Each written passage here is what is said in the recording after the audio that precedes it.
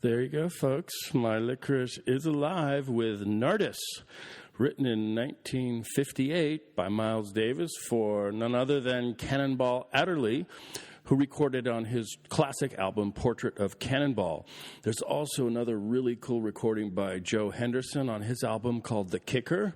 But really, the tune became most closely associated, actually a signature tune, with none other than the piano maestro and jazz explorer Bill Evans.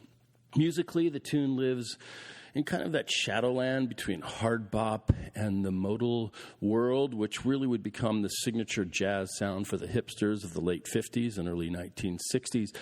But for me, this tune, Nardis, it feels sort of Middle Eastern, exotic, and emotionally mysterious. Yes, it lives in the modern, but to my imagination, it feels kind of ancient, like an uncharted musical mindscape for the subject of this podcast, none other than Othello, that tormented Moor of Venice. So, welcome, folks, to episode 15 of Rebel Without Applause, coming to you, as always, from my movie studio apartment situated comfortably here under the sign in the wood of my holly that overlooks the enchanted land of law. As always, I am doing my best to break it down jazz-wise, joke-wise, and otherwise, and if you've been hanging with me as of late, Othello-wise. And I am just about to deep dive into Barefoot to Palestine. That's Act 4 of Shakespeare's devilish meditation on sex, jealousy, race, and gender. The previous 3 acts are there waiting for you if you haven't caught up to them. But a few thoughts before I begin Act 4. The deeper I dive into the play, the more I feel that Othello is really as much about gender as it is about race. To be sure, Othello's blackness, his otherness, is critical to his psychic dismantling, and I really don't want to diminish that. But the tyranny of paternalism is also very much in play here.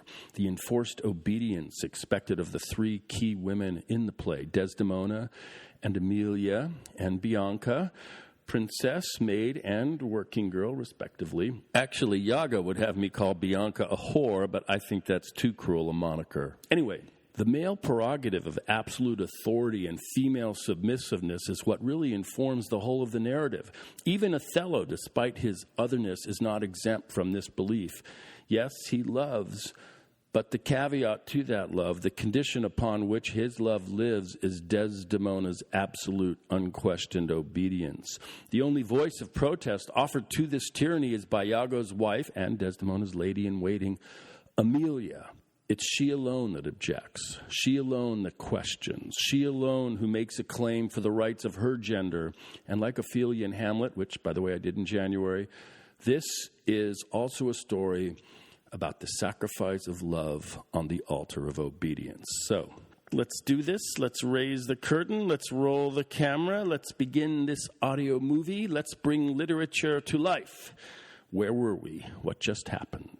In the previous act, Cassio pleads for the restoration of his lieutenancy to Desdemona, and she, loyal friend that she is, in turn pleads Cassio's case to Othello.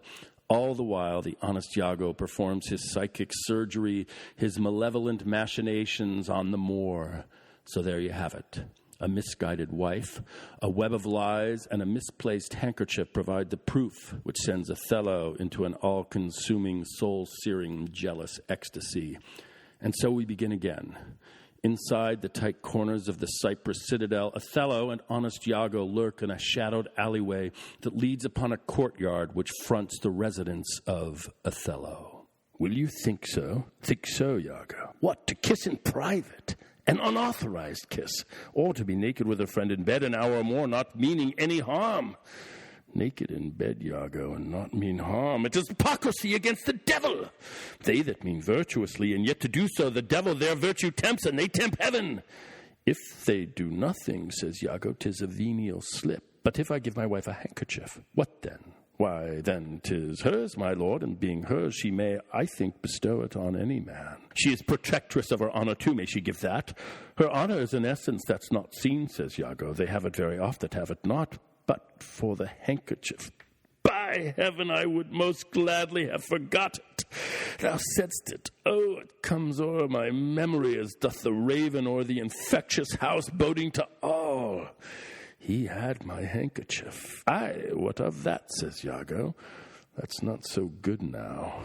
What if I had said I had seen him do you wrong, or heard him say, as knaves be, such abroad, who having by their own importunate suit or voluntary dotage of some mistress convinced or supplied them, cannot choose, but they must blab. Hath he said anything? He hath, my lord, but be you well assured no more than he'll answer. What hath he said? Faith, that he did. I know not what he did. What?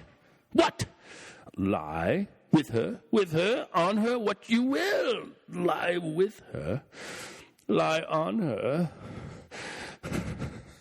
We say lie on her when they belie her. Lie with her. Sounds, that's fulsome. Handkerchief, confessions, handkerchief. To confess and be hanged for his labor, first to be hanged and then to confess. I tremble at it. Nature would not vest herself in such shadowing passion without some instruction. It is not words that shake me thus. Pish! Noses, ears, and lips. Is it possible? Confess! Handkerchief! Oh, devil! Work on, my medicine, work.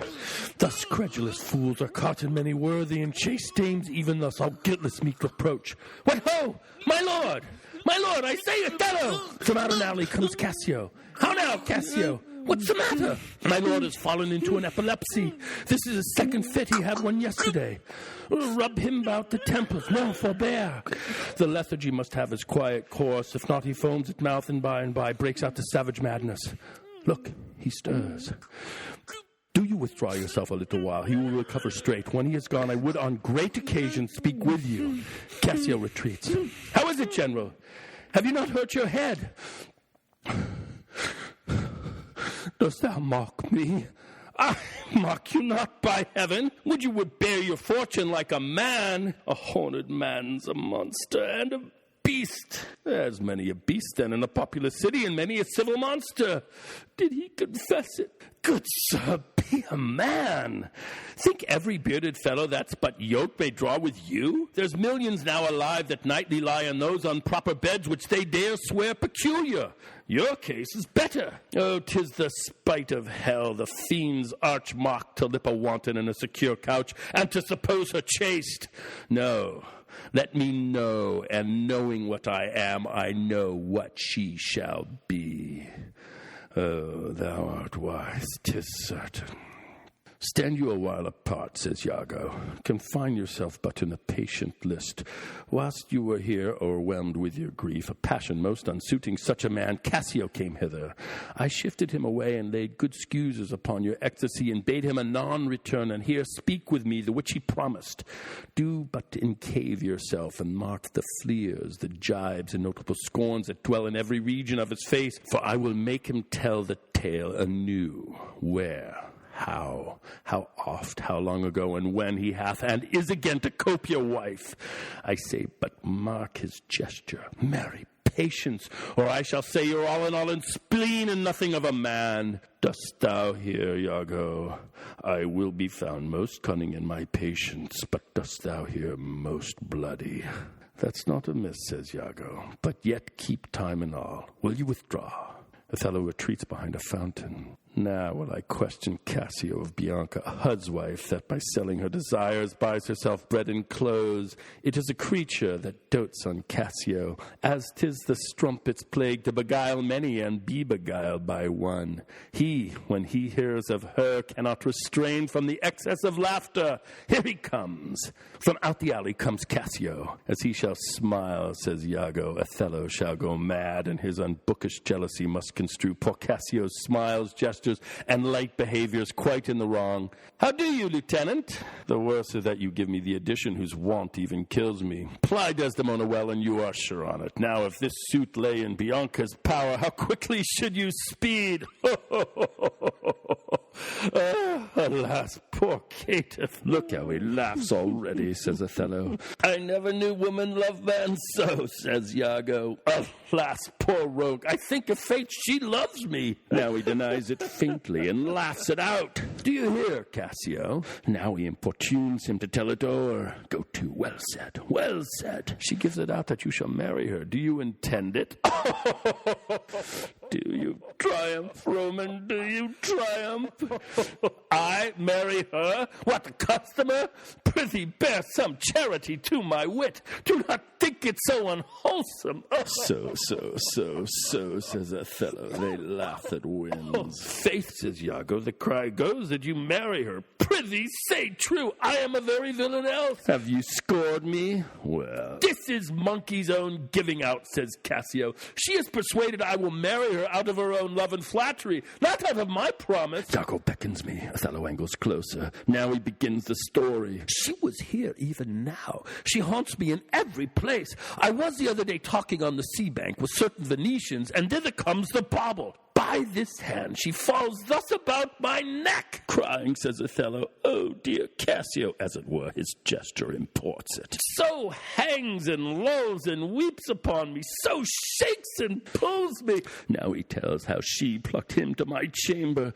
Oh, I see that nose of yours, but not that dog I shall throw it to. Well, I must leave her company. Before me, says Iago, look where she comes. And out the alley enters Bianca. 'Tis such another fit you, says Cassio. Marry a perfumed one. What do you mean by this haunting of me? Let the devil and his dam haunt you, says Bianca. What did you mean by that same handkerchief you gave me even now? I was a fine fool to take it. I must take out the work? A likely piece of work that you should find it in your chamber and know not who left it there. This is some minx's token, and I must take out the work. There, give it your hobby horse wheresoever you had it. I'll take out no work on it. How now, my sweet Bianca, says Cassio.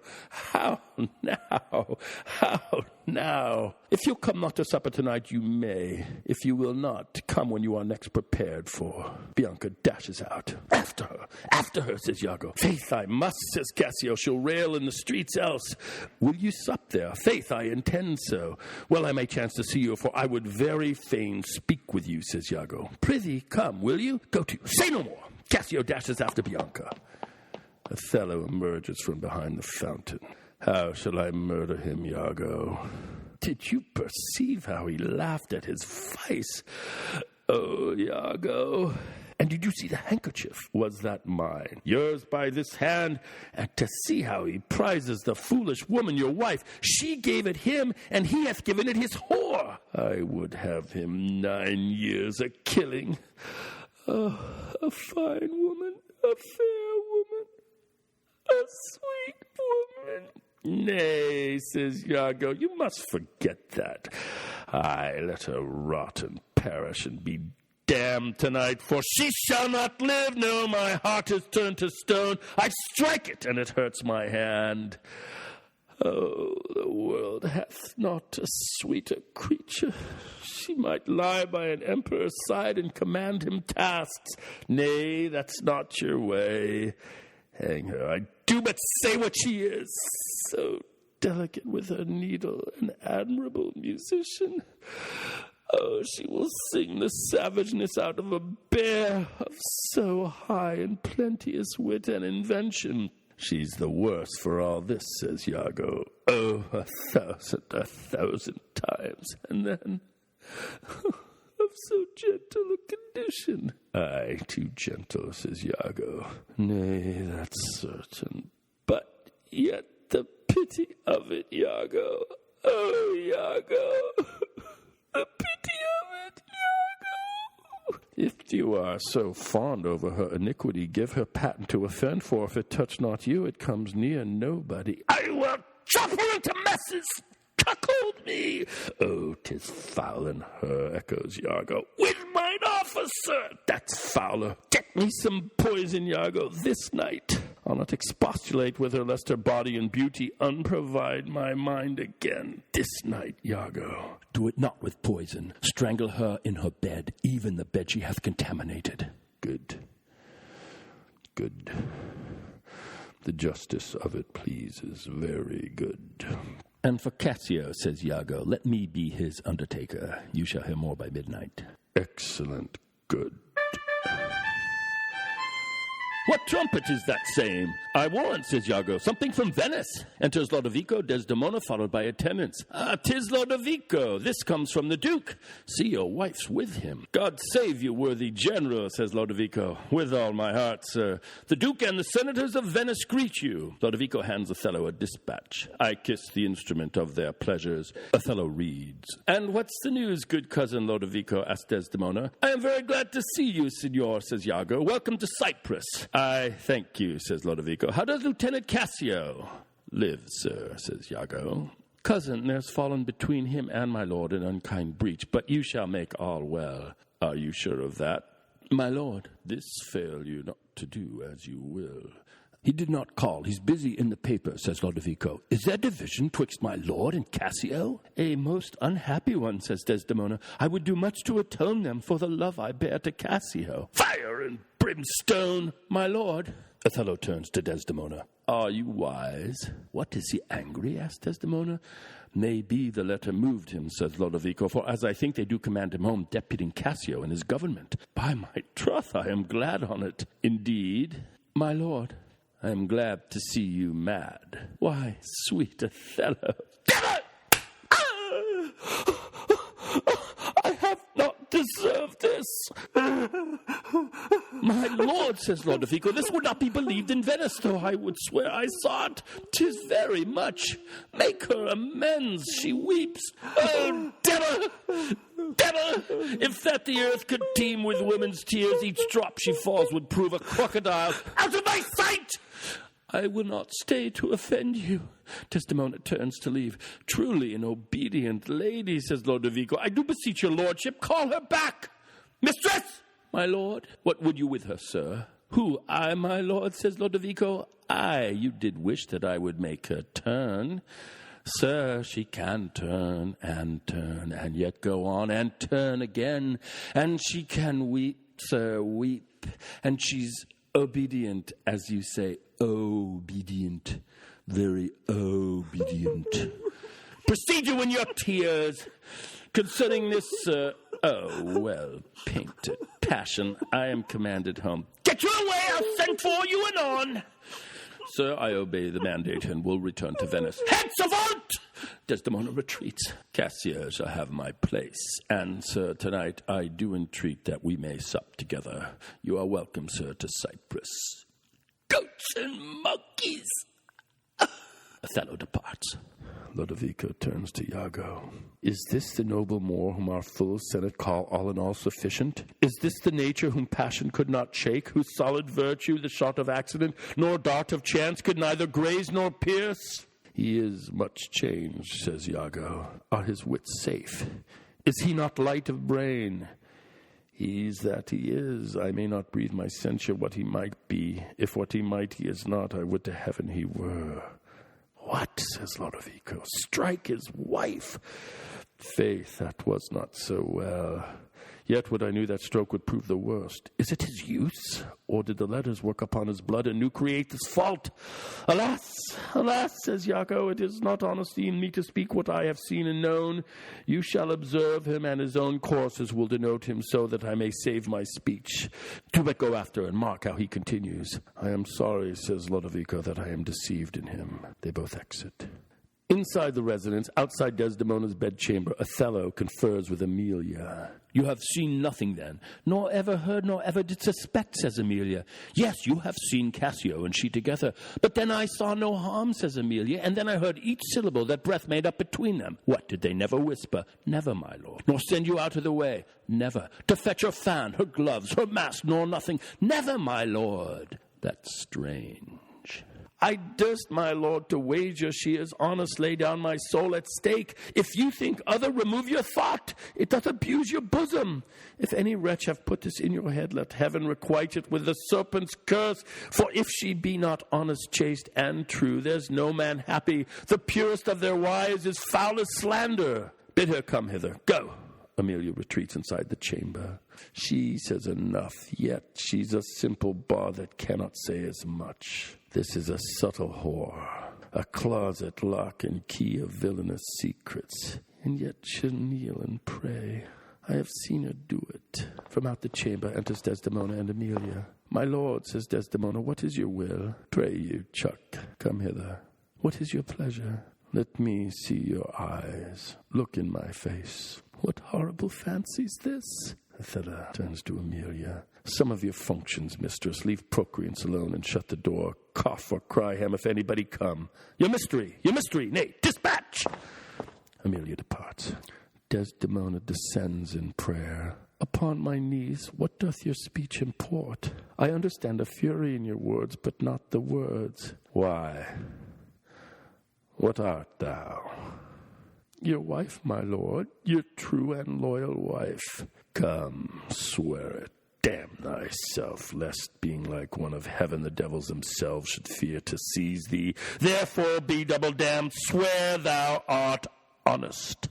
Heaven doth truly know it. Heaven truly knows that thou art false as hell. To whom, my lord? With whom? How am I false? Oh, Desdemona, away, away.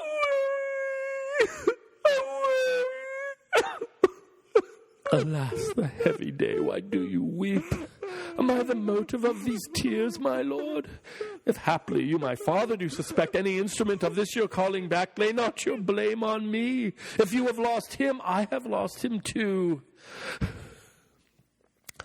Had it pleased heaven to try me with affliction, says Othello, had they rained all kind of sores and shames on my bare head, steeped me in poverty to the very lips, given to captivity me and my utmost hopes, I should have found in some place of my soul a drop of patience.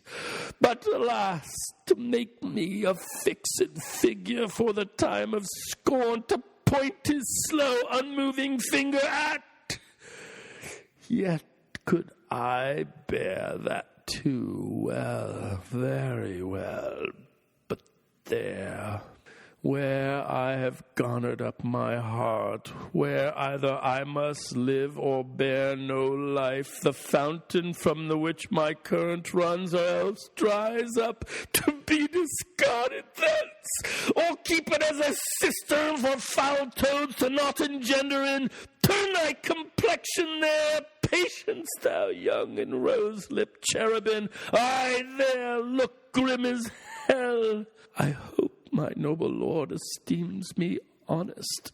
Oh, aye, as summer flies are in the shambles that quicken even with blowing. Oh, thou weed, who art so lovely fair, and smell so sweet that the senses ache at thee, would thou hadst ne'er been born! Alas, says Desdemona, what ignorant sin have I committed? Was this fair paper, this most goodly book, made to write whore upon? What committed? Committed! Oh, thou public commoner, I should make very forges of my cheeks that would to cinders burn up modesty, did I but speak thy deeds. Oh, what committed? Heaven stops the nose at it, and the moon winks. The body wind that kisses all it meets is hushed within the hollow mine of earth, and will not hear it. What committed? Impudent strumpet! By heaven, says Desdemona, you do me wrong. Are you not a strumpet? No, as I am a Christian. If to preserve this vessel for my lord from any other foul, unlawful touch be not to be a strumpet, I am none. What? Not a whore? No, as I shall be saved. Is it possible? Oh, heaven forgive us. I cry you mercy, then. I took you for that cunning whore of Venice that married with Othello. You, mistress! Emilia enters the chamber. That have the office opposite to St. Peter and keeps the gate of hell. You! We have done our course. There's money for your pains. I pray you turn the key and keep our counsel. Othello dashes out. Alas, says Emilia, what does this gentleman conceive? How do you, madam? How do you, my good lady? Faith, half asleep. Good madam, what's the matter with my lord? With who? Why, with my lord, madam. Who is thy lord? He that is yours, sweet lady. I have none, says Desdemona. Do not talk to me, Emilia. I cannot weep, nor answers have I none, but what should go by water. Prithee, tonight lay on my bed my wedding sheets. Remember, and call my husband hither. Here's a change indeed, says Emilia. She withdraws from the chamber. 'Tis meet I should be used so, very meet. How have I been behaved that he might stick the smallest opinion on my least misuse? Enters Iago with Emilia. What is your pleasure, madam? How is it with you? I cannot tell. Those that do teach young babes do it with gentle means and easy tasks. He might have chid me so, for in good faith I am a child to chiding. What is the matter, lady? Alas, Iago, says Emilia, my lord hath so abhorred her thrown such despite and heavy terms upon her as true hearts cannot bear. Am I that name, Iago? What name, fair lady? Such as she said my lord did say I was. He called her whore. A beggar in his drink could not have laid such terms upon his callet. Why did he so, says Iago? I do not know. I am sure I am none such. Do not weep. Do not weep, says Iago. Alas, the day. Has she forsook so many noble matches, her father and her country and her friends, to be called whore? Would it not make one weep? It is my wretched fortune. Beshrew him for it. How comes this trick upon him, asks Iago. Nay, heaven doth know. I will be hanged, says Emilia, if some eternal villain, some busy and insinuating rogue, some cozening slave, to get some office hath not devised this slander. I will be hanged else. Fie, there is no such man. It is impossible, says Iago. If any such there be, heaven pardon him. A halter pardon him, and hell gnaw his bones, says Emilia. Why should he call her whore? Who keeps her company? What place? What time? What form? What likelihood? The Moor's abused by some most villainous knave, some base notorious knave, some scurvy fellow. Oh, heaven, that such companions thou'dst unfold and put in every honest hand a whip to lash the rascal naked through the world, even from the east to the west. Speak within doors, says Iago. Oh, fie upon them. Some such squire he was that turned your wit to see me side without, and made you to suspect me with the Moor. You are a fool, says Iago. Go to! Alas, Iago, says Desdemona, what shall I do to win my lord again? Good friend, go to him, for by this light of heaven I may not know how I lost him. Desdemona lowers herself in prayer. Here I kneel. If e'er my will did trespass against his love, either in discourse of thought or actual deed, or that mine eyes, mine ears, or any sense delighted them in any other form, or that I do not yet, and ever did, and ever will, though he do shake me off to beggarly divorcement, love him dearly. Comfort forswear me. Desdemona stands. Unkindness may do much, and his unkindness may defeat my life, but never taint my love. I cannot say whore. It does abhor me now I speak the word. To do the action that might the addition earn, not the world's mass of vanity could make me. I pray you be content, says Iago. 'Tis but his humour. The business of the state does him offence, and he does chide with you. If it were no other, it is but so, I warrant. Hark, how these instruments summon to supper. The messengers of Venice stays the meat. Go in and weep not. All things shall be well. Desdemona and Emilia withdraw. Roderigo pries open a door and charges Iago. How now, Roderigo?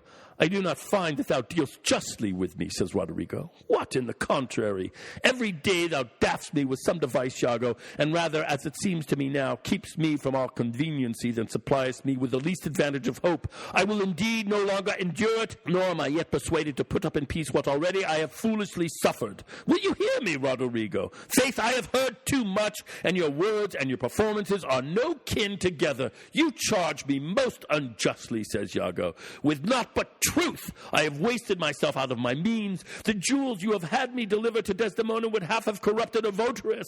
You have told me she hath received them and returned me expectations and comforts of sudden respect and acquaintance, but I find none. Well, go to, then. Very well, says Iago. Very well. Go to? I cannot go to, man, nor 'tis not very well. By this hand I say 'tis very scurvy, and begin to find myself fopped in it.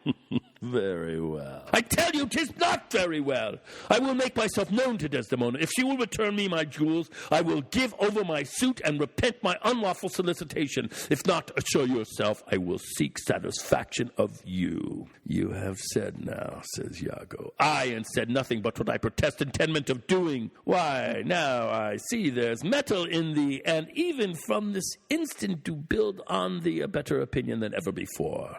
Give me thy hand, Roderigo. Thou hast taken against me a most just exception, but yet I protest I have dealt most directly in thy affair. It hath not appeared, says Roderigo. I grant it hath not appeared, and your suspicion is not without wit and judgment. But, Roderigo, if thou hast that in thee indeed which I have greater reason to believe now than ever, I mean purpose, courage, and valor, this night show it. If thou the next night following enjoy not Desdemona, take me from this world with treachery and devise engines for my life. Well, what is it, says Roderigo? Is it within reason and compass? Sir, there is a special commission come from Venice to depute Cassio in Othello's place. Is that true? Why, then Othello and Desdemona return again to Venice. Oh, no, says Iago.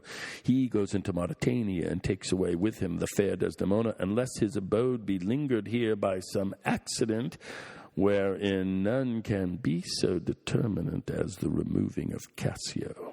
How do you mean, removing him? Why, by making him incapable of Othello's place, knocking out his brains. And that you would have me to do? Aye, if you dare do yourself a profit and a right. He sups tonight with a harlotry, and thither will I go to him. He knows not yet of his honourable fortune. If you will watch his going thence, which I will fashion to fall out between 12 and 1, you may take him at your pleasure. I will be near to second your attempt, and he shall fall between us. Come, stand not amazed at it, but go along with me.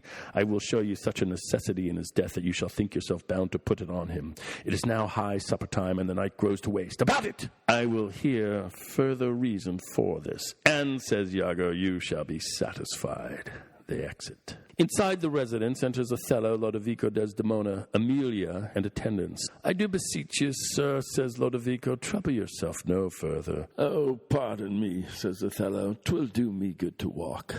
Madam, good night, says Lodovico. I humbly thank your ladyship. Your honour, says Desdemona, is most welcome. Will you walk, sir, says Othello. Oh, Desdemona, my lord, get you to bed on the instant. I will be returned forthwith. Dismiss your attendant there. Look it be done. I will, my lord. Othello, Lodovico, and attendants depart, leaving all but Desdemona and Emilia.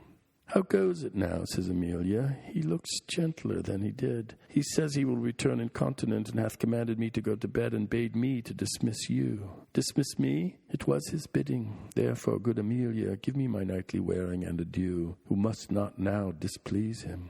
I would you had never seen him. So would not I. My love doth so approve him that even his stubbornness, his checks, his frowns, prithee, unpin me. Have grace and favour in them. Emilia unpins Desdemona's gown. I have laid those sheets you bade me on the bed, says Emilia. All's one. Good faith, how foolish are our minds, says Desdemona. If I do die before thee, prithee shroud me in one of those same sheets. Come, you talk. My mother had a maid called Barbary. She was in love, and he she loved proved mad and did forsake her. She had a song of willow, an old thing 'twas, but it expressed her fortune, and she died singing it. That song tonight will not go from my mind. I have much to do but to go hang my head all at one side and sing it like poor Barbary. Prithee, dispatch. Shall I go fetch your nightgown? Asked Emilia. No, unpin me here. This Lodovico is a proper man, says Desdemona, a very handsome man. He speaks well. I know a lady in Venice would have walked barefoot to Palestine for a touch of his nether lip. The poor soul sat sighing by a sycamore tree, sing all a green willow. Her hand on her bosom, her head on her knee, sing willow, willow, willow. The fresh streams ran by her and murmured her moans. Sing willow, willow, willow. Her salt tears fell from her and softened the stones. Lay by these. Sing, willow, willow, willow. Prithee, hie thee, says Desdemona, he'll come anon. Sing, all the green willow must be my garland. Let nobody blame him, his scorn I approve. Nay, that's not next. Hark, who is it that knocks? It's the wind, says Emilia.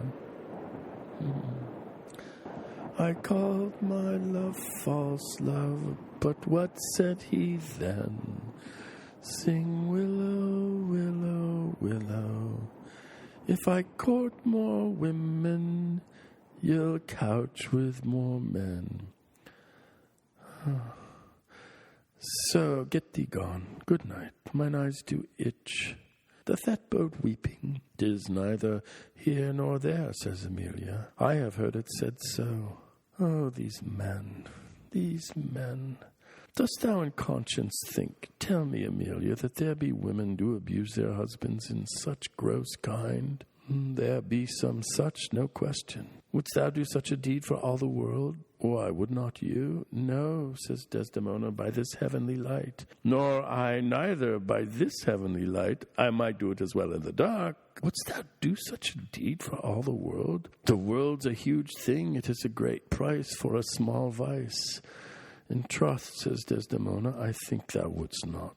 In troth, I think I should, and undo it when I had done it. Marry, I would not do such a thing for a joint ring, nor for measures of lawn, nor for gowns, petticoats, nor caps, nor any petty exhibition, but for the whole world. God's pity! Who would not make a husband a cuckold to make him a monarch? I should venture purgatory for it. Beshrew me if I should do such a wrong for the whole world. Why, the wrong is but a wrong in the world, and having the world for your labor, 'tis a wrong in your own world, and you might quickly make it right. I do not think there is any such woman. Yes, a dozen, and as many to the advantage as would store the world they played for. But I do think it is their husbands' faults if wives do fall.